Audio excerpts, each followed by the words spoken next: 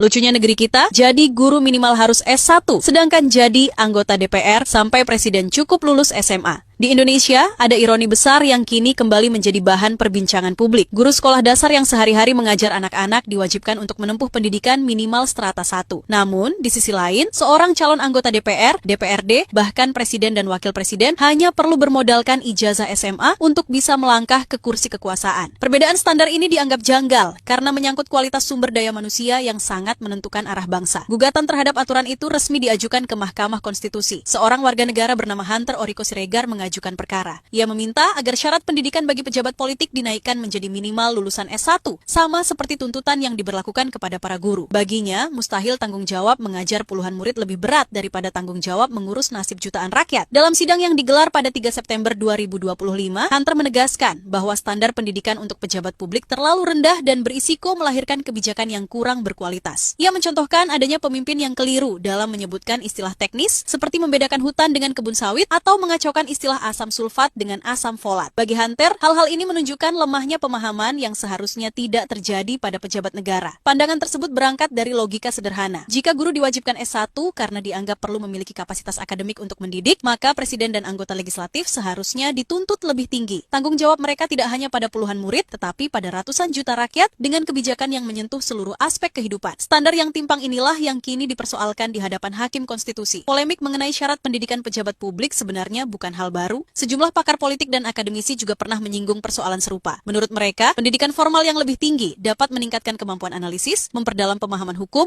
serta memperkuat kapasitas manajerial seorang pemimpin. Semua itu adalah modal penting agar negara tidak salah arah dalam menyusun kebijakan. Meski demikian, ada juga pihak yang menilai bahwa pendidikan bukanlah satu-satunya indikator kepemimpinan. Faktor pengalaman, integritas, dan kedekatan dengan masyarakat seringkali menjadi pertimbangan lain yang tak kalah penting. Namun, perbedaan pandangan ini tetap tidak menghapus kenyataan bahwa aturan saat ini menempatkan guru dan pejabat publik pada standar yang sangat timpang. Jika gugatan ini dikabulkan MK, dampaknya akan sangat besar bagi peta politik nasional. Partai politik harus lebih selektif dalam menyiapkan kader dengan memastikan mereka memiliki latar belakang pendidikan S1. Masyarakat pun berpotensi mendapatkan pemimpin dengan kualitas akademis yang lebih memadai sehingga kesalahan-kesalahan mendasar dalam pengambilan keputusan bisa diminimalisir. Namun, jika permohonan ini ditolak, perdebatan soal keadilan standar pendidikan dipastikan tidak akan berhenti begitu saja. Publik akan terus mempertanyakan mengapa seorang guru yang hanya mengajar dasar-dasar ilmu harus S1, sedangkan seorang legislator yang menentukan undang-undang bagi seluruh rakyat cukup bermodalkan ijazah SMA. Ketimpangan ini pada akhirnya bisa menggerus kepercayaan terhadap konsistensi aturan negara.